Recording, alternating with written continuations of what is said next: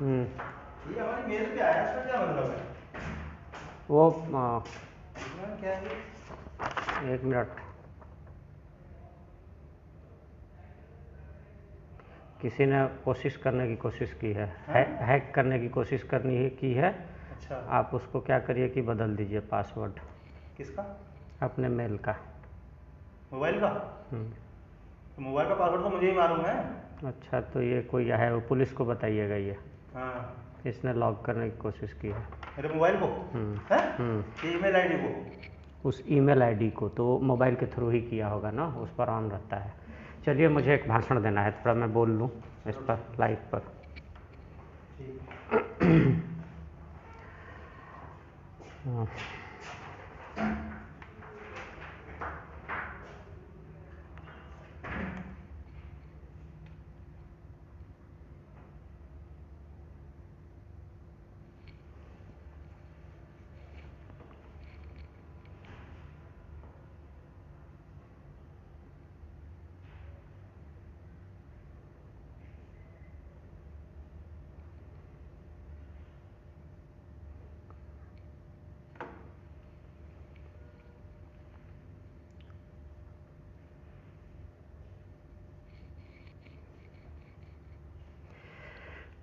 नमस्कार मित्रों, हिमाचल केंद्रीय विश्वविद्यालय के इस पंडित दीनदयाल उपाध्याय पीठ के द्वारा आयोजित इस कार्यक्रम में आप सबका स्वागत है।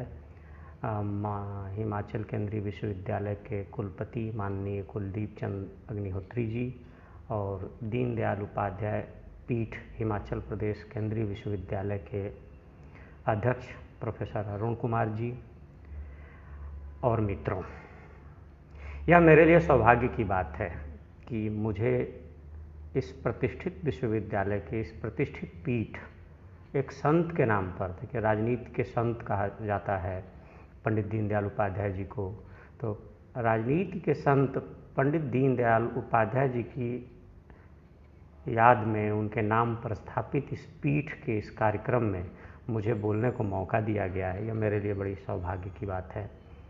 मित्रों, जब भी दीनदयाल उपाध्याय जी की बात होगी, राम मनोहर लोहिया की बात होगी, तो आमतौर पर एक चीज़ होती है कि जैसे ही दीनदयाल उपाध्याय जी की बात होती है तो उसको गांधी की परंपरा से जोड़ने की कोशिश नहीं होती है। दीनदयाल उपाध्याय जी ने 1965 में जो अपना विश्वविख्यात व्याख्यान दिया था, जिसे हम सब एकात्म मानववाद के नाम से जानते हैं, अगर आप उसको गहराई से पढ़ेंगे तो कहीं न कहीं इस व्याख्यान के ठीक 56 साल पहले लिखी गई, गांधी जी द्वारा लिखी गई एक पुस्तिका जिसे हिंद स्वराज के नाम से हम जानते हैं, आप उसका एक्सटेंशन, उसका विस्तार इसको समझेंगे, देखेंगे। यह हमारे समय का एक तरह से कहें तो दुर्भाग्य है कि कभी भी हमने हिंद स्वराज के विस्तार के तौर पर एकात्म मानववाद को देखने की कोशिश नहीं की। लेकिन जब आप गहराई से अध्ययन करेंगे तो निश्चित तौर पर आप पाएंगे कि एकात्म मानववाद न सिर्फ गांधी के हिंद स्वराज से जुड़ता है, बल्कि उसी की व्याख्या करते हुए उसका विस्तार करता है।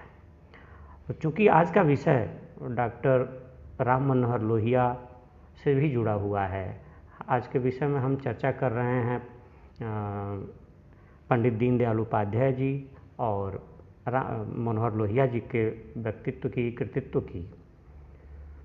लोहिया जी का जो सप्त क्रांति का सिद्धांत है, अगर आप उसको भी गहराई से देखेंगे तो आप ये पाएंगे कि यह एकात्म मानववाद और हिंद स्वराज की ही कड़ी का अगला विस्तार है।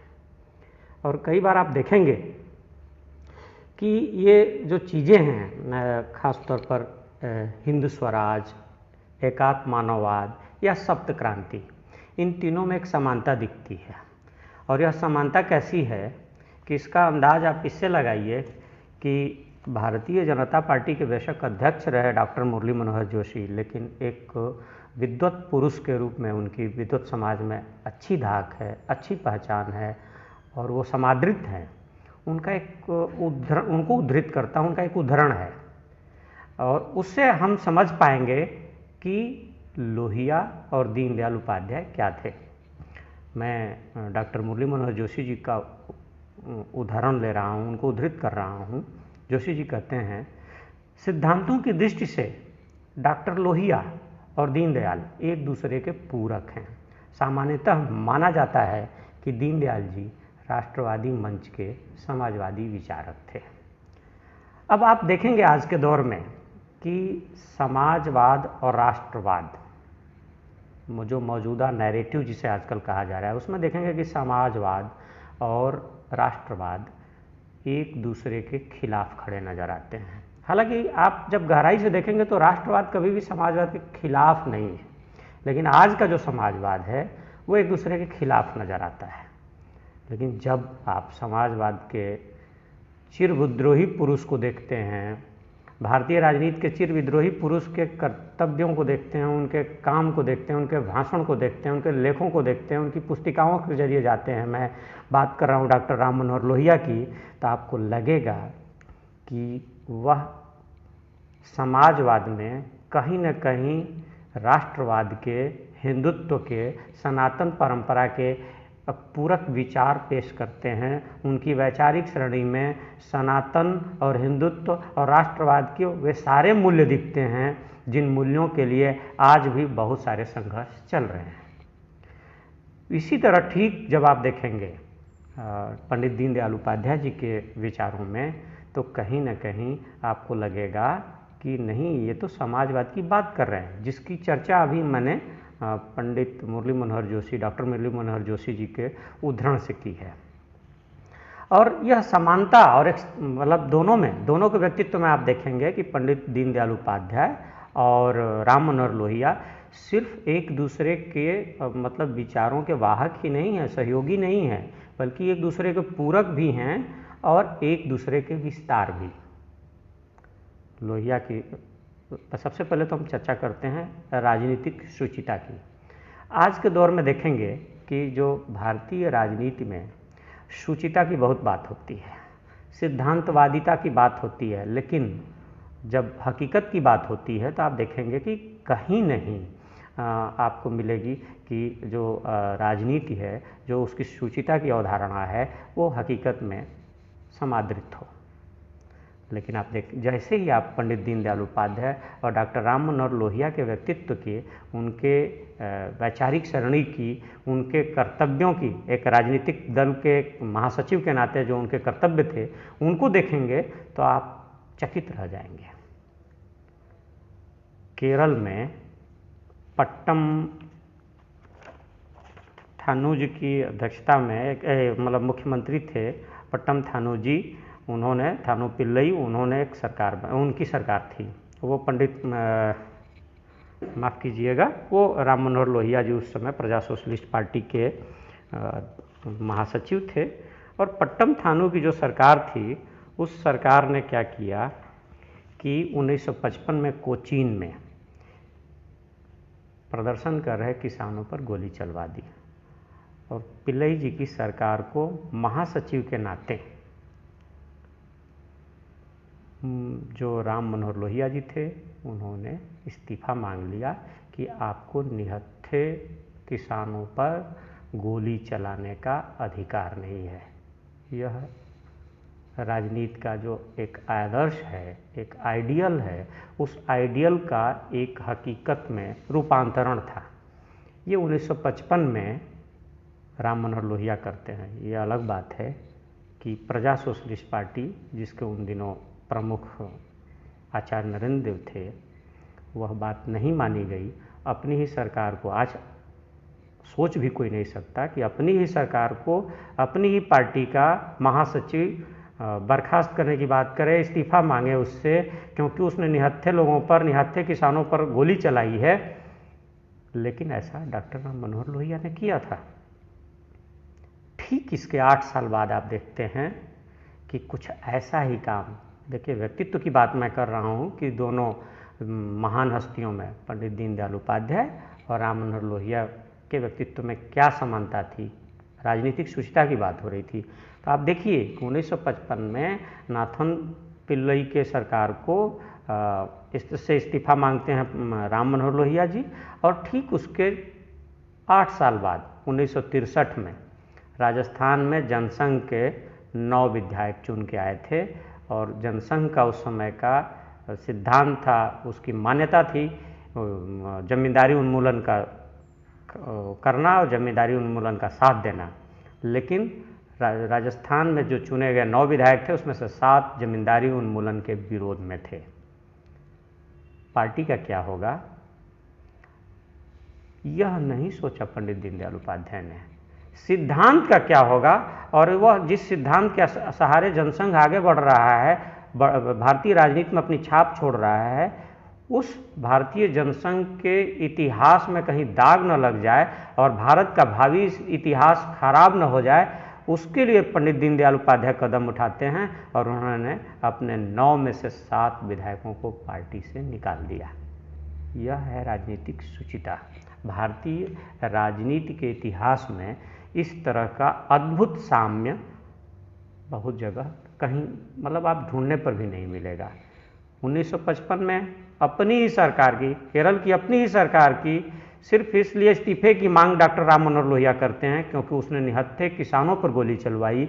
और ठीक 8 साल बाद पंडित दीनदयाल उपाध्याय अपने ही 9 में से 7 विधायकों का इस्तीफा मांगते हैं, क्योंकि या उनको बर्खास्त करते हैं, उनको पार्टी से निकालते हैं, क्योंकि वो पार्टी की जो आधिकारिक लाइन है, और वह पार्टी की आधिकारिक लाइन नहीं है, वो भारत को बनाने की एक लाइन है, उस लाइन का विरोध करते हैं, जमींदारी उन्मूलन का। यह है नैतिकता का उच्च आदर्श जिस पर दोनों ही नेता खरे उतरते हैं। लेकिन मित्रों, इसके बावजूद आप देखेंगे कि दोनों नेताओं में उस तरह का मिलन तब तक नहीं हो पाता है जिस मिलन के चलते आप भारत के भावी राजनीतिक इतिहास को जानते हैं। मैं बात कर रहा था गैर कांग्रेसवाद की। 1963 में नानाजी देशमुख पहली बार राष्ट्रीय स्वयंसेवक संघ के एक शिविर में कानपुर में डॉक्टर राम मनोहर लोहिया को लेकर के गए। और डॉक्टर राम मनोहर लोहिया तब तक भारतीय राजनीति के विद्रोही के रूप में स्थापित हो चुके थे, और उन्होंने तो जगह जगह अपनी ही कांग्रेस पार्टी को, जिससे वो अलग हुए थे बाद में, आज़ादी के पहले ही सोशलिस्ट पार्टी थोड़ा अलग हुई थी, लेकिन उसके पहले तक तो कांग्रेस पार्टी का ही एक हिस्सा थी। उस कांग्रेस पार्टी के उस दौर के सबसे बड़े नेता पंडित जवाहरलाल नेहरू को जगह जगह चुनौती देते नजर आते हैं, और भारतीय समाज के विकास में यथेष्ट भूमिका न निभा पाने के लिए वो तत्कालीन कांग्रेसी सरकार की आलोचना करते रहते हैं, और इसीलिए वो भारतीय राजनीति के एक तरह से चिर विद्रोही बने। लेकिन वो तब तक राष्ट्रीय स्वयंसेवक संघ या भारतीय जनसंघ से दूर थे। नानाजी देशमुख को इस बात का श्रेय जाता है को राम मनोहर लोहिया को 1963 में कानपुर के कैंप में, राष्ट्रीय स्वयंसेवक संघ के कैंप में लेके जाते हैं।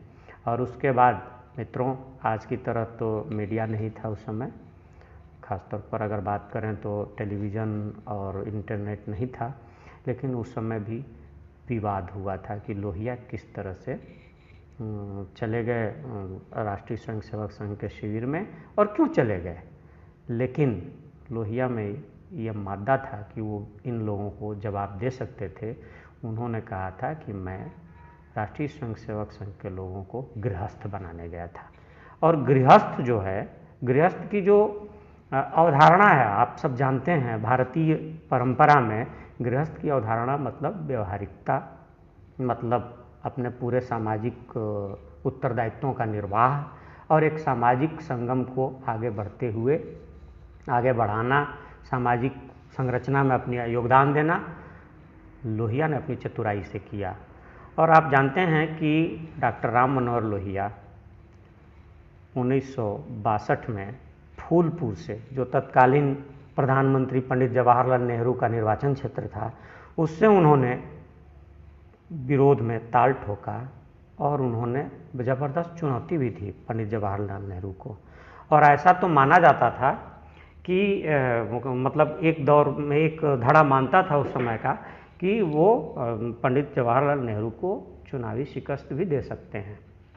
हालांकि ऐसा नहीं हुआ, और उन दिनों उनके एक सहयोगी थे जो इलाहाबाद विश्वविद्यालय में पढ़ते थे, पंडित ब्रजभूषण तिवारी, उनसे उन्होंने पूछा भी था इलाहाबाद में ट्रेन से लौटते वक्त कि क्या लगता है तुम्हें ब्रजभूषण, तुम बताओ, लोहिया जी पूछ रहे थे कि क्या होगा इस चुनाव में। तो उन्होंने कहा था कि देखिए, आपने अपनी मजबूत पहुंच और उपस्थिति इस फूलपुर के चुनाव में दर्ज तो करा दी है, लेकिन नेहरू फिर भी भारतीय स्वतंत्रता आंदोलन के बड़े नेता हैं, इस देश के प्रधानमंत्री हैं, और उनका करिश्मा भले ही थोड़ा कम हो गया है, लेकिन वो फिर भी चुनाव जीत जाएंगे।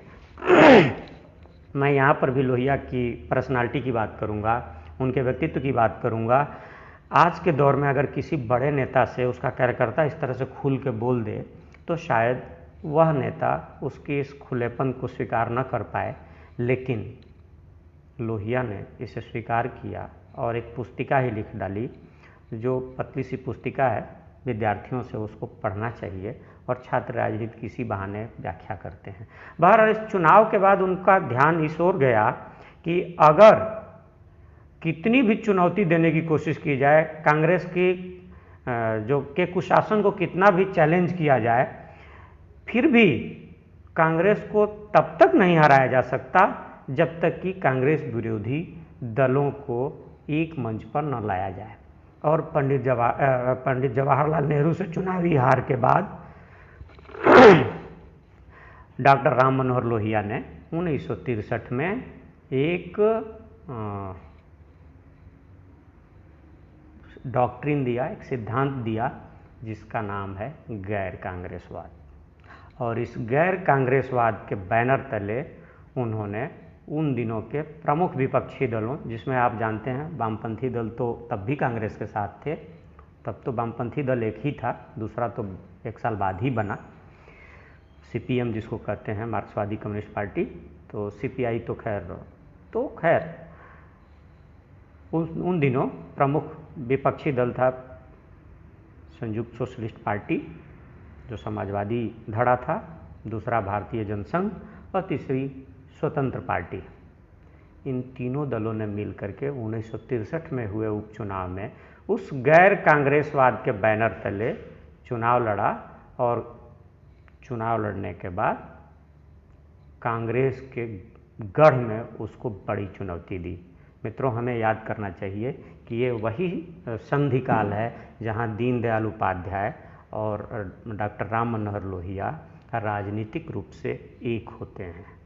मैं अपने व्याख्यान की शुरुआत में चर्चा किया था कि, और डॉक्टर मुरली मनोहर जोशी जी को उद्धृत करते हुए कहा था कि दोनों दरअसल एक दूसरे के पूरक हैं और एक दूसरे का विस्तार हैं, वैचारिक सरणी पर देखें, लेकिन राजनीतिक रूप पर ये दोनों एक होते हैं 1963 में। और तब उत्तर प्रदेश की 3 लोकसभा सीटों पर उपचुनाव हुआ था, जौनपुर, फर्रुखाबाद और अमरोहा, और चौथी सीट थी गुजरात की राजकोट सीट। 2 सीटें समाजवादी धड़े को मिली, फर्रुखाबाद और अमरोहा। तीसरी सीट जो राजकोट की थी वो स्वतंत्र पार्टी के हिस्से गई थी, और चौथी जो उत्तर प्रदेश की जौनपुर सीट थी, वहाँ से पंडित दीनदयाल उपाध्याय चुनाव लड़े। मित्रों, इस चुनाव में भी आप देखेंगे कि दल और व्यक्ति के हित से कहीं ज़्यादा ये ध्यान रखा गया कि देश हित में क्या जरूरी है, व्यापक सामाजिक हित में क्या जरूरी है। मित्रों, फूलपुर में पंडित जवाहरलाल नेहरू कैबिनेट के मंत्री बीवी केसकर, जो चुनाव हार चुके थे, और मैं यहाँ थोड़ा सा और आपको बताना चाहूँगा कि भारत की आज की जो मीडिया नीति है, भारत में खासतौर पर रेडियो का जो विस्तार हुआ, उसमें बीवी केसकर साहब का बड़ा योगदान है, बड़ा नाम थे वो। केसकर साहब चुनाव लड़ रहे थे, बालकृष्ण केसकर साहब के चलते माना जा रहा था कि लोहिया उनको चुनौती नहीं दे पाएंगे। इसके बावजूद आप देखेंगे कि लोहिया ने जोरदार तरीके से चुनाव लड़ा, जनसंघ का उसको साथ मिला, और वहाँ किसी मुल्ला ने, किसी मुस्लिम धर्मगुरु ने उनसे एक सवाल पूछा। मैं नैतिकता की बात कर रहा था, यह राजनीतिक नैतिकता की बात है। तो वहाँ उनसे एक व्यक्ति ने सवाल पूछा, वो मुस्लिम धर्मगुरु ने, कि समान नागरिक संहिता पर, मैं बात कर रहा हूँ डॉक्टर राम मनोहर लोहिया की, समान नागरिक संहिता पर आपका क्या विचार है। लोहिया जानते थे कि वो इसका अगर अपना सही मंतव्य जो है वो दे देंगे, जनसभा के बीच में ये सवाल पूछा गया था, तो निश्चित तौर पर उनकी हार हो सकती है। और उस दौर में जो उनके कार्यकर्ता थे, एक मुस्लिम कार्यकर्ता थे, मैं उनका नाम अभी लेना उचित नहीं समझूंगा, कभी ज़रूरत होगी तो उन पर भी बोला जाएगा, बड़े नाम थे, बाद में वो उत्तर प्रदेश की जनता पार्टी के अध्यक्ष भी बने। उन्होंने लोहिया जी की धोती भी खींची कि इस पर जवाब मत दीजिए, लेकिन लोहिया मान गए, तो फिर लोहिया कैसे। उन्होंने एक बात बोली, और वो जो जवाब था मित्रों, आज के दौर में बड़ा ही मानीखेज जवाब है, उस दौर में तो था ही। उन्होंने इस सवाल का जवाब दिया कि समान नागरिक संहिता पर आप क्या सोचते हैं। तो इस सवाल पर लोहिया ने जवाब दिया कि एक से अधिक बीवी रखना अनैतिक है। मित्रों, इस पंक्ति पर ध्यान दीजिए कि एक से अधिक बीवी रखना अनैतिक है, और लोहिया ने अपनी बात कह दी। और यही नैतिकता आप जाकर के जौनपुर में भी देखते हैं। जौनपुर के बारे में बहुत कम लोग जानते होंगे कि वहाँ ब्राह्मण समाज बहुत बड़ी संख्या में है। पंडित दीनदयाल उपाध्याय खुद ब्राह्मण परिवार से आते थे, उनका जन्म ब्राह्मण परिवार में हुआ था।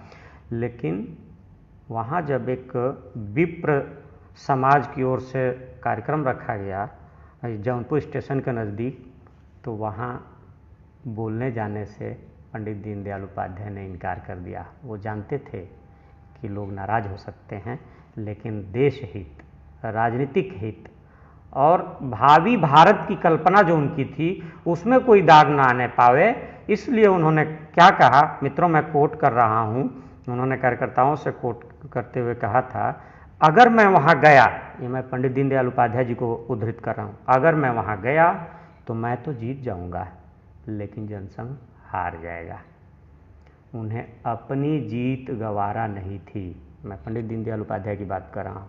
उन्हें अपनी जीत गवारा नहीं थी, उन्हें भारतीय जनसंघ की जीत, उसकी उदात्त परंपराएं, उसका भावी नक्शा, उसके भावी कदम ज़्यादा महत्वपूर्ण थे। और आप जानते हैं मित्रों कि उन्होंने ये खतरा उठाया, चुनाव हार गए, लेकिन एक चमत्कार हुआ कि बाकी 3 जगहों पर गैर कांग्रेसवाद जीता, और उस गैर कांग्रेसवाद ने फर्रुखाबाद से डॉक्टर राम मनोहर लोहिया को लोकसभा में पहुंचाया, अमरोहा से आचार्य जे.बी. कृपलानी को पहुंचाया, और राजकोट से स्वतंत्र पार्टी के उम्मीदवार मीनू मसानी को जिताया। पहले से ही संभल से चुनाव जीत करके किशन पटनायक जी, मैं आपको याद दिलाना चाहूँगा मित्रों, आज के एक बहुत बड़े बुद्धिजीवी हैं, उन्हीं के शिष्य बनने की कोशिश करते हैं। उनका दावा भी है कि वो उनके शिष्य हैं। उनका नाम लेना उचित नहीं है क्योंकि ये अकादमिक बहस है, लेकिन संभलपुर से समाजवादी खेमे से जीतते हुए किशन पटनायक जी पहले से संसद में थे।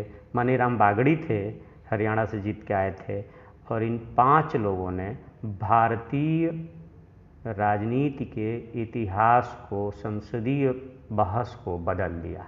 आप कह सकते हैं कि मित्रों कि इसमें दीनदयाल उपाध्याय जी का क्या योगदान था। बिल्कुल उनका बड़ा योगदान था। योगदान उनका ये था कि उन्होंने डॉक्टर लोहिया के गैर कांग्रेसवाद का जो सिद्धांत था उसमें साथ दिया था, और उसका नतीजा निकला कि जब 1967 में विधानसभाओं के चुनाव हुए थे तो 8 राज्यों में तब तक अजेय समझी जाती हुई कांग्रेस पार्टी बाहर हो गई सत्ता से। मित्रों, ये मामूली बात नहीं है कि गैर कांग्रेसवाद का सिद्धांत, जिस सिद्धांत के बैनर तले, जिस सिद्धांत के छत्र तले लोहिया और जयप्रकाश लोहिया और दीनदयाल उपाध्याय जरूर आए। मैं देख रहा हूँ कोई मित्र कह रहे हैं कि जयप्रकाश जी के भी विचारों पर प्रकाश डाला जाए, तो मित्रों तब जयप्रकाश जी राजनीति में नहीं थे। हम चूँकि राजनीतिक संदर्भों की बात कर रहे हैं, उन दिनों सर्वोदयी सेवा संघ में, सब सेवा संघ है सर्वोदयी, उसमें शामिल थे, उसमें काम कर रहे थे। बिल्कुल एक तरह से कहें तो सक्रिय राजनीति से दूर थे। तो इसलिए इस बदलाव में आप देखेंगे कि उनका कोई उन दिनों बड़ा योगदान नहीं था, कोई भूमिका नहीं थी। निश्चित तौर पर जो भारतीय राजनीति को बदलने की शुरुआत हुई उसमें एक संत व्यक्ति पंडित दीनदयाल उपाध्याय और दूसरा भारतीय राजनीति के चिर विद्रोही डॉक्टर राम मनोहर लोहिया ने एक साथ भूमिका निभाई। मित्रों, अभी नैतिकता की ही बात हो रही है तो एक और बात होनी चाहिए कि दोनों का जीवन सादगीपूर्ण था। पंडित जी के बारे में तो आप जब दीनदयाल उपाध्याय जी की जीवनी से गुजरेंगे तो पता चलेगा, पंडित जी ही उनको कहा जाता था भारतीय राजनीति में, कि जैसे ही आप गुजरेंगे तो आपको पता चलेगा कि उनका जीवन कितनी सादगी भरा था। उनके कपड़े जर्जर हो जाते थे, किसी मित्र की निगाह पड़ी तो वो कपड़े बदल जाते थे, अन्यथा वो कपड़े तो बदल ही नहीं पाते थे। और उसी तरह से वो साफ़ सुथरे करके जो भी है, उनको फटा हुआ भी पहनने में कोई दिक्कत नहीं होती थी। और यही स्थिति राम मनोहर लोहिया की भी थी। वो बाहरी कुछ खर्च करने में कोई बहुत ज़्यादा और आडंबर में उनका कोई भरोसा नहीं था। एक बात और भी है कि उनकी तो बहुत ज़्यादा कमाई जो भी होती थी, जो अपने लिए खर्च करते थे, वो अखबारी लेखन से होती थी। तमाम भारतीय और विदेशी अखबारों में लेख लिखा करते थे। तो दोनों की ज़िंदगी में आप देखेंगे कि सादगी, नैतिकता और शुचिता बहुत अद्भुत रूप से है। लेकिन मित्रों, लोहिया जो हैं, आप देखेंगे कि वो पूरी तरह से चिर विद्रोही रहते हुए भी अपने कुछ सिद्धांतों के लिए जो अडिग रहते हैं, तो एक उनकी वैचारिक श्रेणी है वो आक्रामकता की तरह है। उनकी जीवनी ओंकार शरद लोहिया ने लिखी, ओंकार शरद ने लिखी है। ओंकार शरद की जीवनी जो लिखी गई है उसमें एक घटना का जिक्र है। किसी पत्रकार ने पूछा कि इस देश में कितने व्यक्ति हैं, तो लोहिया जी ने कुल 2.5 व्यक्ति का नाम लिया था। और देखिए ये बड़प्पन, देखिए जो आदमी 3 आने बनाम 25,000 की बहस दे करके इस देश की राजनीति को बदलने की कोशिश करता है, वह व्यक्ति कहता है, वो मानता है कि जो भारत में 2.5 व्यक्ति हैं उसमें से वो खुद नहीं है। तो उनसे पत्रकार ने पूछा था कि आप क्या हैं फिर? तो उन्होंने कहा, मैं चूहा हूँ काटने वाला। मित्रों, वो चूहा बनकर के काटने का जो तरीका था डॉक्टर राम मनोहर लोहिया का, वो दरअसल कांग्रेसी रोमांस में जो सत्ता का जो परवान चढ़ रहा था, या जो सरकार बनी, या जो भारतीय भविष्य की जो नींव रखी गई, वो बहुत अच्छी नहीं रही, कम से कम डॉक्टर लोहिया की नज़र में। तो वो काट काट करके वो चाहते थे कि ये नींव कमज़ोर हो, ताकि भारत की नई नींव रखी जा सके, भारतीय नए विचारों पर आगे बढ़ सकें, भारत के हर गरीब को उसको रोटी मिल सके। जब लोहिया लोकसभा में पहुँचे तो लोकसभा में पहुँचने के बाद उन्होंने एक बड़ी महत्वपूर्ण बहस की। वो बहस थी 3 आने बनाम 25,000। उस समय प्रधानमंत्री पर खर्च था 25,000 रुपये, और भारत का एक औसत नागरिक मुश्किल से बमुश्किल 3 आने कमा पाता था। मित्रों, बहुत कम लोग ये जानते हैं कि अगर डॉक्टर लोहिया लोकसभा में नहीं गए होते तो आज जो संसदीय राजनीति में, खासतौर पर संसदीय प्रक्रिया में आप देखेंगे कि शून्यकाल जो है वो शून्यकाल की अवधारणा नहीं आई होती। लोहिया ने लोकसभा में पहुंचने के बाद देखा कि बहुत सारे सांसद तो बोल ही नहीं पाते हैं। जो फ्रंट बेंच वाले लोग हैं, जो सामने की बेंचों पर बैठते हैं, जो पहली दूसरी लाइन में बैठते हैं, ज़्यादातर उनको बोलने का मौका मिलता है। तो उन्होंने एक तर्क रखा कि यह देश बहुत बड़ा है और इस बड़े देश में बहुत सारे सांसद हैं, सब अपने अपने इलाके की नुमाइंदगी करते हैं और सबको बोलने का मौका मिलना चाहिए। तो इसके लिए लोकसभा में या फिर राज्यसभा में शून्यकाल की अवधारणा हुई। मित्रों, आज बहुत सारे हमारे मित्र लोग, पत्रकार लोग भी सुन रहे होंगे इस कार्यक्रम को, इस व्याख्यान को। उनको ये पता है कि सबसे ज़्यादा संसदीय रिपोर्टिंग में जो खबरें निकलती हैं वो शून्यकाल से निकलती हैं। यह शून्यकाल भी डॉक्टर राम मनोहर लोहिया और उनकी टीम की देन है। लेकिन आप फिर पूछ सकते हैं कि इसमें दीनदयाल उपाध्याय की क्या भूमिका रही है, क्या देन है। मित्रों, ये भी बता दूं कि अगर दीनदयाल उपाध्याय जी ने गैर कांग्रेसवाद के नारे के साथ, सिद्धांत के साथ डॉक्टर लोहिया का साथ नहीं दिया होता तो 1963 के उपचुनाव में भी अगर वोट बिखर जाते तो लोहिया भारतीय संसद नहीं पहुंच सकते थे। आचार्य JV कृपलानी का पहुंचना भी मुश्किल होता। अपनी पैनी धारदार बहसों के लिए बाद में विख्यात रहे मीनू मसानी का भी पहुंचना मुश्किल होता, और शायद भारतीय राजनीति का वह इतिहास नहीं होता जो इतिहास आज हम देख रहे हैं। मित्रों, मैं अपने व्याख्यान की शुरुआत में ही एक बात कहा था कि दीनदयाल जी जो हैं वो राष्ट्रवादी मंच के समाजवादी विचारक हैं। आप कह सकते हैं कि लोहिया जी समाजवादी मंच के राष्ट्रीय विचारक हैं। और यह कैसे होता है, तो आप देखेंगे कि दरिद्र नारायण की जो कल्पना है गांधी जी की, वो आप देखेंगे कि वो लोहिया में भी है, दीनदयाल जी में भी है। धर्म की बात जो है उसमें भी आप देखेंगे कि तीनों धर्म को लगभग राजनीति के साथ उसका क्या रिश्ता होना चाहिए, एक ही धरातल पर देखते हैं। मैं गांधी जी को कोट करना चाहूँगा। 1916 में उन्होंने मद्रास में, जिसे आज चेन्नई कहा जाता है, वहाँ एक भाषण में उन्होंने कहा था कि उनसे सवाल पूछा गया था कि धर्म और राजनीति का क्या रिश्ता होना चाहिए। तो उन्होंने एक बड़ी बात बोली थी 1916 में उस भाषण में। उन्होंने कहा था कि मेरे लिए धर्म रहित राजनीति शव के समान है, शव जिसे दफन कर देना ही उचित है। मित्रों, आज धर्म और राजनीति के घालमेल को लेकर के बहुत ज़बरदस्त चर्चा होती है, आलोचनाएं होती हैं, प्रति आलोचनाएं होती हैं, लेकिन हमें ये नहीं भूलना चाहिए कि गांधी जी ने क्या कहा था। ये 104 साल पहले उन्होंने कहा था। अब ज़रा हम दीनदयाल जी को देखते हैं, और वो आप जब दीनदयाल जी के बातों को मैं जिनको उद्धृत करने जा रहा हूँ जब आप सुनेंगे तो आपको लगेगा कि दीनदयाल जी भी गांधी जी की ही बात करते हैं। दीनदयाल जी कहते हैं, और आप दीनदयाल उपाध्याय जी की जो आया है उनका समग्र, उसमें आप पा सकते हैं। उसमें उन्होंने कहा है धर्म के लिए क्या कहा है कि धर्म के राजनीति के धर्म के बिना राजनीति के सर्वांगीण विकास की कल्पना नहीं की जा सकती। ये दीनदयाल जी कहते हैं, पंडित जी कहते हैं। गांधी जी कहते हैं कि मेरे लिए धर्म रहित राजनीति शव के समान है, जिसे दफन कर देना ही उचित है। दीनदयाल जी कहते हैं कि धर्म के बिना राजनीति के सर्वांगीण विकास की कल्पना नहीं की जा सकती। लोहिया इससे आगे की बात करते हैं, और आप देखिए तीनों में क्या समानता है। लोहिया कहते हैं धर्म दीर्घकालीन राजनीति है, जबकि राजनीति अल्पकालीन धर्म। आप गौर कीजिए इन शब्दों पर, इन तीनों महापुरुषों को देखिए।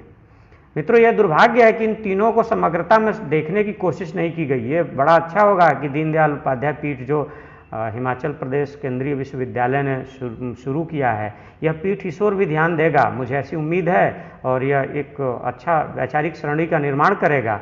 तो आप देखिए कि गांधी धर्म के बारे में क्या सोचते हैं और राजनीति से उसके रिश्ते को लेकर के पंडित जी क्या कहते हैं, और डॉक्टर राम मनोहर लोहिया क्या कहते हैं।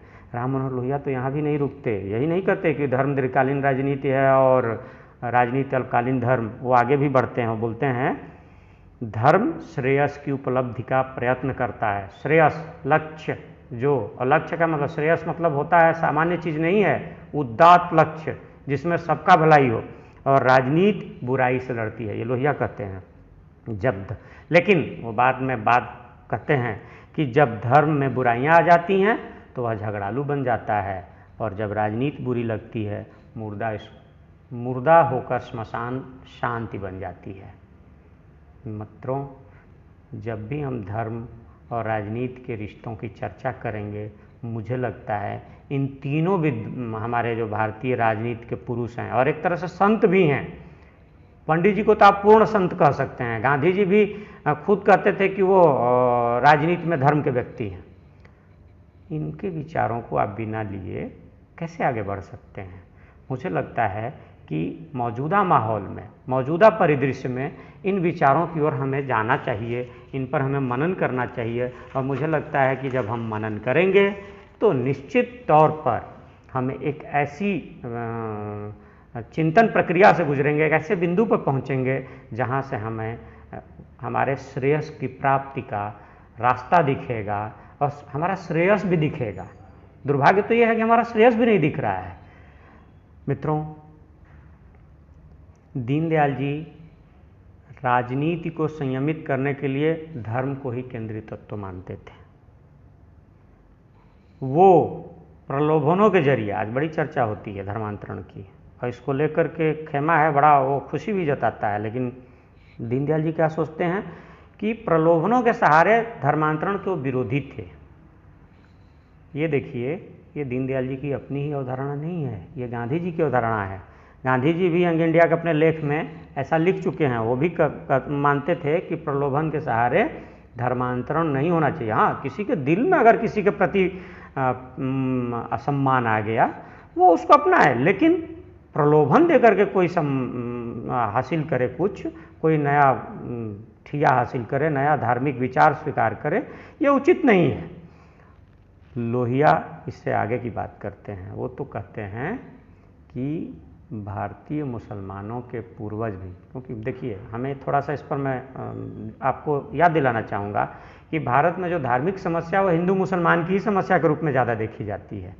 लोहिया कहते हैं कि भारतीय मुसलमानों के पूर्वज भी हिंदू हैं, इसलिए दोनों ही एक ही हैं, इन दोनों में कोई अलगाव नहीं है। लोहिया अपने लेखों में बार बार कहते हैं। मित्रों, जब आज का जो हम दुर्भाग्य है कि आज का समाजवाद जो लोहिया के नाम पर नारे तो खूब लगाता है, दुर्भाग्य है कि गांधी का भी आज के समाजवाद में भी नारे लगते हैं, गांधी, लोहिया, जयप्रकाश। इन दोनों विचारों का, गांधी के भी विचार का और लोहिया के भी विचार का लोप हो गया है, स्वीकार्य नहीं है। मुझे लगता है कि अगर हम धार्मिक मुद्दे पर इन तीनों के विचारों को देखेंगे, इन तीनों के विचारों को पाएंगे कि ये तीनों न सिर्फ एक दूसरे से साम्यता रखते हैं, बल्कि एक तीसरे के साथ ही ये एक्सटेंशन मोड में भी, विस्तार भी हैं, एक दूसरे की व्याख्या भी करते हैं। मुझे लगता है इस देश की आधी जो धार्मिक समस्या है वहीं ख़त्म हो जाएगी। मित्रों, मैं पहले भी कह चुका हूँ कि समाजवादी मंच पर सनातनी परंपरा के बड़े व्याख्याकार लोहिया थे।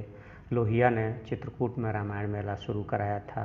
बहुत कम लोग जानते हैं इस बात को कि बाद में वो दूसरे कारणों से जाने गए। मकबूल फिदा हुसैन, उनसे राम और सीता और कृष्ण के चरित्रों पर चित्रांकन करने की प्रेरणा लोहिया ने दी थी।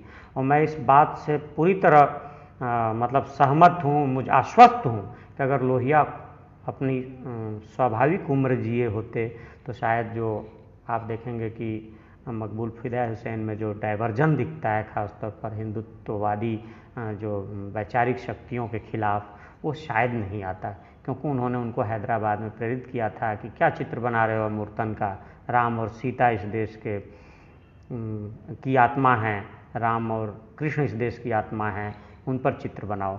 लोहिया ने रामायण मेला शुरू किया।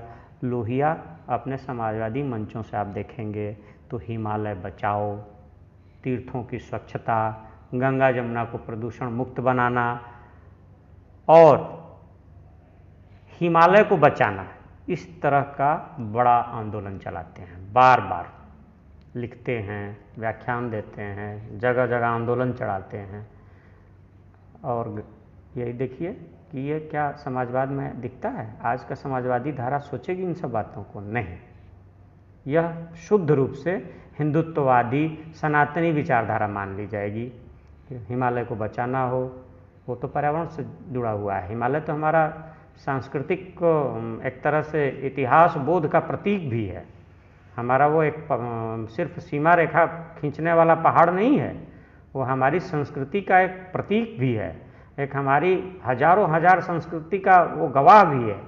तो हिमालय की बचाने की बात करते हैं। हमारी जो सदा नीरा नदियां हैं, जिनके किनारे हमारे संस्कृति की धारा ही नहीं विकसित हुई, बल्कि पूरा समाज विकसित हुआ है, कृषि विकसित हुई है, उन गंगा और जमुना जिनको हम लोग माँ कहते हैं, हमारे यहाँ तो नदियों को माँ कहने की परंपरा है, उनकी स्वच्छता की बात करते हैं।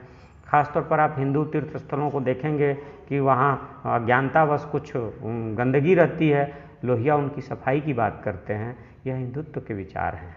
आज अगर कोई समाजवादी इन बातों को कहेगा तो उसको शुद्ध हिंदुत्ववादी विचार कहा जाएगा। लेकिन आप देखेंगे कि इसके ठीक दूसरे छोर पर खड़े दीनदयाल उपाध्याय जो हैं, वो बार बार इन सब बातों को तो करते ही हैं। वो समाजवादी मूल्य की उन बातों को करते हैं जो आमतौर पर समाजवादी इसको कहेंगे कि ये राष्ट्रवादी कर ही नहीं सकते।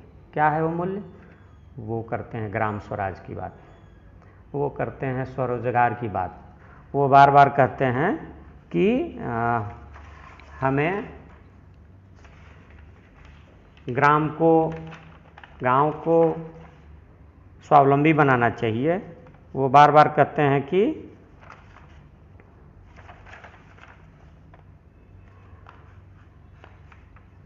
ग्राम को स्वावलंबी बनाना चाहिए, ग्राम स्वराज होना चाहिए। गांधी जी का है, गांधी जी का अगस्त का एक लिखा हुआ एक लेख है यंग इंडियन में। उन्होंने गांव के स्वराज की जो कल्पना की थी, वो कल्पना में आप देखेंगे कि गांधी जी कहते हैं कि ग्राम जो परिवार होगा वो स्वावलंबी होगा, और वो स्वावलंबी गाँव का, एक गांव दूसरे का अगर किसी गांव को किसी बात में स्वावलंबन नहीं है तो उसकी मदद करेगा स्वावलंबी होने में, दूसरा उसका पूरक बन करके उसको करेगा, और इस तरह से गाँव का समुच्चय हमारे यहाँ विकसित होगा।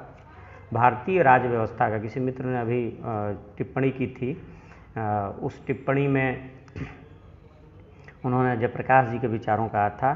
जयप्रकाश जी ने एक निबंध लिखा है, वो कभी मौका लगे तो आप लोग पढ़िएगा। अजीत भट्टाचार्य जी ने जो उनकी जीवनी लिखी है, उस जीवनी में वो निबंध भी है। उसमें उन्होंने कहा था कि भारतीय राज व्यवस्था का पुनर्निर्माण, तो उसमें वो भी जिन गाँवों की बात करते हैं, दरअसल वो गांधी का ही गाँव है। और गांधी भी कोई अपनी बात थोड़े कहते हैं, वो गांधी भी अंग्रेज़ों के आने से पहले तक, या अंग्रेजी सत्ता के अपने चंगुल में फंसाए जाने के पहले तक जो गांव थे भारत के, उनकी जो व्यवस्था थी, उनकी बात करते हैं। जो गांव स्वावलंबी थे, आप देखेंगे कि पंडित दीनदयाल उपाध्याय भी और गांव के स्वावलंबी होने की बात करते हैं। पंडित दीनदयाल उपाध्याय कहते हैं कि मशीन पूरक होगी हाथ हर व्यक्ति को काम मिले, लेकिन वो ये ज़रूरी नहीं है कि मशीन पर हम पूरी तरह से निर्भर हों। वो कहते हैं कि मशीन पूरक होगी हाथ के लिए, हर हाथ के लिए। तो मित्रों, आप देखेंगे अंत्योदय की बात करते हैं।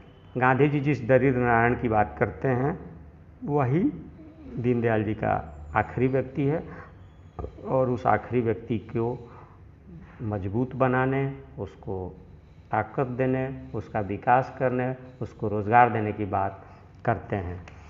और यही बात आप देखेंगे कि लोहिया भी करते हैं। मैंने कुछ मुद्दों पर जब मैं इस व्याख्यान की तैयारी कर रहा था तो देखा कि आप देखेंगे कि लोहिया और दीनदयाल जी के विचार कहाँ कहाँ मिलते हैं। छुआछूत के मामले पर दोनों एक तरह सोचते हैं, दोनों कहते हैं कि हमारे समाज के लिए सबसे बड़ी जो कमजोरी है वो हमारे समाज में छुआछूत है, और वो छुआछूत के विरोध की बात करते हैं। जाति प्रथा के विरोध की बात करते हैं। दोनों अपने अपने ढंग से इसके लिए बात ही नहीं करते, बल्कि प्रयास भी करते हैं। लोहिया ने तो जाति तोड़ो आंदोलन ही चलाया था।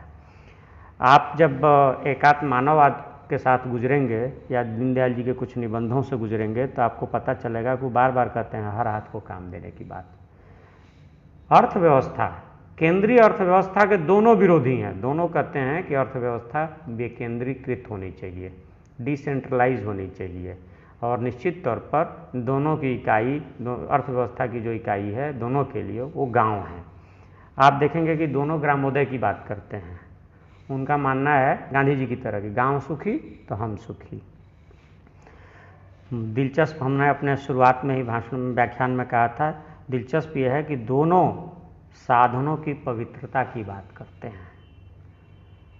मतलब साधन चाहे कितना भी बड़ा क्यों न, साध्य कितना भी बड़ा क्यों न हो, आज के दौर में ये माना जाता है कि बड़े साध्य के लिए अगर साधन इधर उधर भी करने पड़े तो उनको अपना लेना चाहिए। साधन थोड़ा अपवित्र भी हो सकता है, लेकिन दोनों साधनों की पवित्रता पर पूरा जोर देते हैं।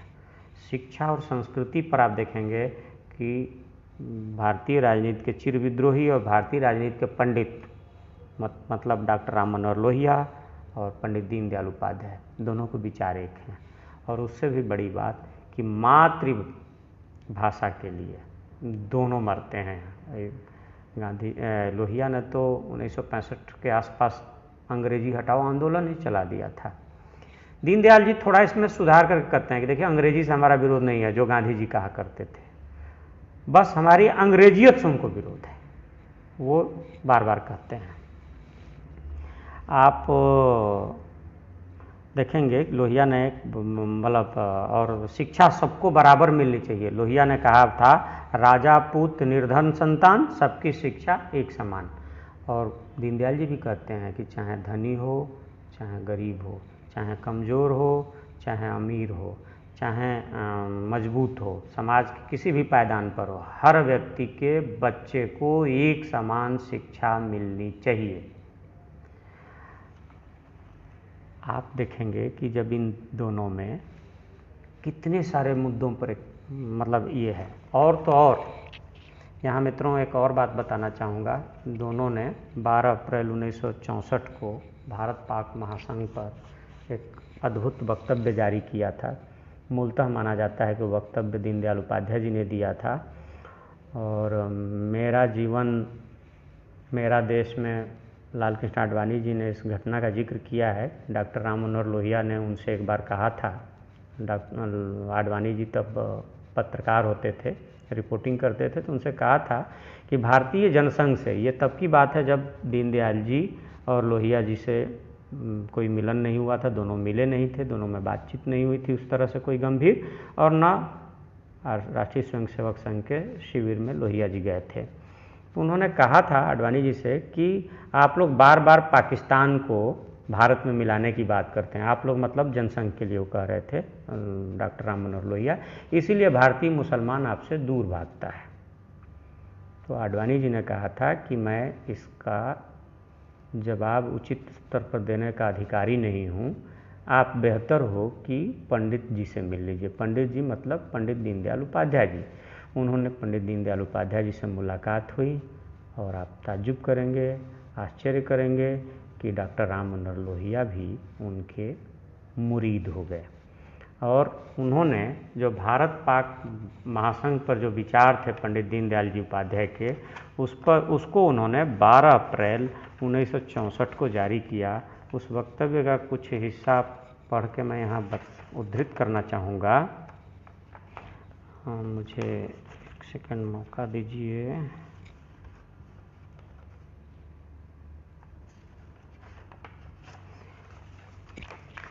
इसके मोटी उन्होंने कहा था 12 अप्रैल 1964 को जो भारत पाक महासंघ का ऐतिहासिक दस्तावेज वक्तव्य जारी किया गया, उसमें कहा है, मोटी बात है कि एक न एक दिन यह एहसास होगा कि विभाजन भारत और पाकिस्तान के न तो हिंदुओं विभाजन भारत और पाकिस्तान के न तो हिंदुओं और न ही मुसलमानों के लिए अच्छा रहा, और न ही मुसलमानों के लिए अच्छा रहा और न दोनों देशों के लिए अच्छा रहा। परिणाम के तौर पर दोनों देश एक भारत पाक महासंघ के लिए मानसिक तौर पर तैयार हो रहे हैं। भारत पाक महासंघ पर जो संयुक्त वक्तव्य है उसमें आखिर में एक लाइन ये आती है कि परिणाम के तौर पर, मतलब ये लगेगा लोगों को कि न तो हिंदुओं के लिए अच्छा रहा और न ही मुसलमानों के लिए अच्छा रहा, और परिणाम के तौर पर दोनों देश भारत पाक महासंघ के लिए मानसिक तौर पर तैयार हो रहे हैं। भारत में आज भी एक बड़ा समाज है जो मानता है कि जो भारत और पाकिस्तान का विभाजन था वो कृत्रिम था, वो बनावटी था, वो नेचुरल नहीं था, वो स्वाभाविक नहीं था।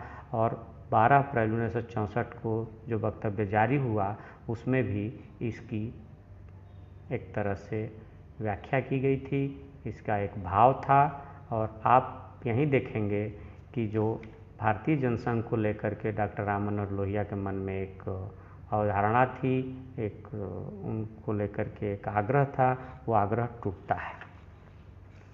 मित्रों, एक और बात जो मुझे लगा कि इस व्याख्यान में होना चाहिए वो यह है कि दोनों ही व्यक्ति राजनीति के, दोनों ही महान हस्तियां राजनीति में जो भी लोग आते हैं, कार्यकर्ता होते हैं, वो कार्यकर्ता के जरिए एक तरह से अपना राजनीतिक हित साधने की बात नहीं करते हैं, अपने राजनीतिक दल के हित के साधने का उनका लक्ष्य नहीं रहता है, बल्कि वो मनुष्य बनाने की बात करते हैं। एक कोट है कि एक उदाहरण दे रहा हूँ मैं, किसी ने लिखा है कि पंडित दीनदयाल उपाध्याय जी कार्यकर्ता के साथ साथ मनुष्य का निर्माण करते थे। वे मानते थे कि कार्यकर्ता सिर्फ निर्जीव व्यक्ति नहीं होता, निर्जीव एक प्रतीक नहीं होता, बल्कि एक सजीव मानस होता है। एक उसको मनुष्य बनाना उनका परम उद्देश्य होता था। आप देखेंगे कि डॉक्टर राम मनोहर लोहिया भी बार बार अपने कार्यकर्ताओं से अपील करते हैं, और वो बार जो कहते हैं ना कि जिंदा कौमें 5 साल इंतज़ार नहीं करती, तो दरअसल अपने कार्यकर्ताओं का एक प्रशिक्षण ही कर रहे होते हैं एक तरह से, और वो चाहते हैं कि उनके कार्यकर्ता इतने सजग हों कि भारत के खिलाफ, भारतीय मूल्यों के खिलाफ अगर कहीं भी कोई भी अनाचार है तो उसके खिलाफ उठ कर के खड़े हों, उठ कर के आगे बढ़ें। और यही विचार संभवतः दोनों को, डॉक्टर राम मनोहर लोहिया को, दीनदयाल उपाध्याय को एक साथ लाने में कामयाब हुआ, भारतीय राजनीति के इतिहास को बदलने में कामयाब हुआ। पंडित दीनदयाल उपाध्याय जी के बारे में कहा था श्यामा प्रसाद मुखर्जी जी ने कि अगर हमारे पास 2 और दीनदयाल हों तो मैं पूरे देश को बदल दूंगा। डॉक्टर राम मनोहर लोहिया ने तो अपने हिसाब से बदला ही। यह दुर्भाग्य रहा भारतीय राजनीति का कि भारतीय संसद पंडित दीनदयाल उपाध्याय जी का जो गहरे विचार थे, जो आध्यात्मिक सोच थी, उसको सुनने से, अपने बहसों में शामिल करने से वंचित रह गई। लेकिन ये कहना ज़रूरी है, ये स्वीकार करना ज़रूरी है कि मौजूदा माहौल में जहाँ आप देखेंगे कि चारों तरफ झूठ का, फेक न्यूज़ का साम्राज्य विकसित हो रहा है, वैचारिक सरणियाँ जो बिखरी हुई नज़र आ रही हैं, विचार के स्तर पर आप देखेंगे कि गंभीरता का बिल्कुल अभाव हो गया है। ऐसे मौक़ों पर इन दोनों राजनेताओं की, बल्कि आप कह सकते हैं कि भारतीय राजनीति के इन दोनों संतों की बहुत बहुत याद आती है। मित्रों, एक चीज़ और आजकल हो रही है कि ख़ासतौर पर कोरोना संकट के काल में आप देखते हैं कि स्वावलंबन की बात हो रही है। गांधी जी ने अपने स्वावलंबन के आंदोलन के जरिए ही भारतीय आज़ादी में एक अलग तरह से अलख फूंक दी थी, एक अलख जगा दी थी। उन्होंने स्वदेशी और स्वावलंबन पर जो जोर दिया था, आप देखेंगे कि पंडित दीनदयाल उपाध्याय भी, चाहे उनका सामान्य लेखन हो और चाहे उनका जो ऐतिहासिक व्याख्यान है एकात्म मानववाद के नाम से जिसे हम जानते हैं, उसमें भी वो बार बार स्वावलंबन की बात करते हैं, स्वावलंबन पर जोर देते हैं। और कुल मिलाकर हम कह सकते हैं कि भारतीय संस्कृति, भारतीय दर्शन, शिक्षा, मातृभाषा और जो भारतीयता से जुड़ी हुई समस्याएं हैं, इन सब मुद्दों पर भारतीय राजनीति की इन दोनों हस्तियों के विचार समान हैं और आज के दौर में और भी ज़्यादा प्रासंगिक हैं। मुझे लगता है कि अगर हम इन दोनों महान आत्माओं के विचारों से गुजरेंगे, उनको याद करेंगे, उनकी सही व्याख्या करेंगे, तो आज जो भारत के सामने संकट है, बल्कि पूरी दुनिया के सामने जो संकट है, उन संकटों का, उन चुनौतियों का बड़ी प्रखरता से, मजबूती से मुकाबला कर सकते हैं और एक नए भारत के निर्माण में सहयोगी बन सकते हैं। जब जब नए भारत के निर्माण की बात होगी, गांधी, दीनदयाल और लोहिया के विचार हमारे लिए प्रासंगिक बने रहेंगे। पंडित दीनदयाल उपाध्याय जी के एकात्म मानववाद की व्याख्या किए बिना, डॉक्टर राम मनोहर लोहिया की सप्त क्रांति को समझे बिना या गांधी के हिंद स्वराज को जाने बिना हम भारतीयता, भारतीय अर्थव्यवस्था, विकेंद्रीकरण, भारतीय शिक्षा व्यवस्था और जो विश्व गुरु बनाने की आज भारत की कल्पना भी हमारे मन में है, पूरी दुनिया का विश्व गुरु बनाने की जो कल्पना है, उस कल्पना को भी रूपायित करने में हम सफल तभी हो सकेंगे, नहीं हो सकेंगे, तभी सफल होंगे जब हम हिंद स्वराज की कल्पना, एकात्म मानववाद का दर्शन और सप्त क्रांति के विचार को एक तरह से समुच्चय के रूप में देखेंगे, एक दूसरे के विस्तार के रूप में, एक दूसरे के पूरक के रूप में देखेंगे। बहुत बहुत धन्यवाद। अगर कोई सवाल हो तो आप पूछ सकते हैं।